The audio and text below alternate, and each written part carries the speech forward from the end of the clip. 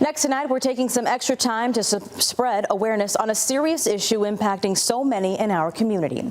According to the National Domestic Violence Hotline, domestic violence impacts 1 in 3 women and 1 in 10 men.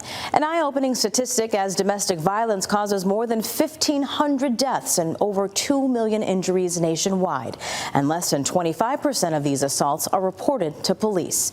Now, one survivor is sharing her voice in the hopes of helping others. Megan Simpson is a child safety advocate. She has dedicated her life to show those who are afraid to speak out that you do not have to be silent forever. Earlier today, I sat down with Simpson as she shares her story of triumph after trauma.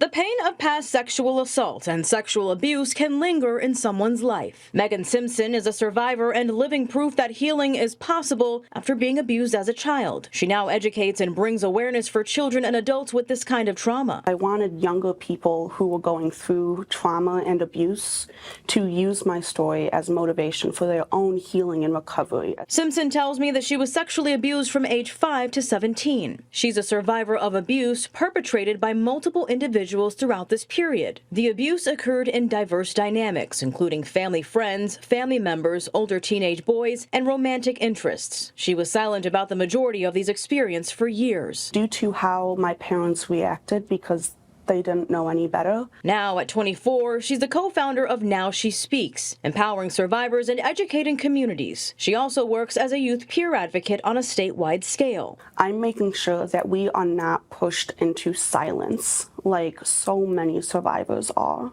The healing process looks different for everyone. She says clinical therapy is a start, but isn't the only avenue. Although that did tremendously help me, there was also yoga, spending time in nature, identifying where do I feel safe. One of the biggest things that has helped with my healing is connecting with other women who were also survivors. How to prevent sexual abuse really starts with educating children on what sexual abuse actually is in age-appropriate ways by teaching body boundaries. Safe and unsafe touch.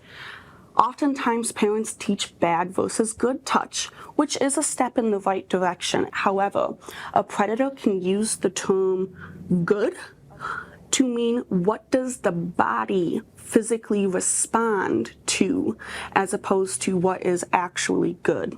And when a child comes forward with the abuse that they have endured, whatever statement is said to them will impact that child's trust and healing journey. We need to say, I believe you, no matter who the abuse came from. Simpson's parents divorced when she was 4, both remarried, and when she told both sets of adults about a select few experiences, although some supported her, not everyone believed her. The pain from that has followed her throughout adulthood, but says parents deserve redemption. It is not too late to apologize. And while parents and trusted adults deserve a second chance, survivors do too. You can and will heal and live a happy, successful, and fulfilling life.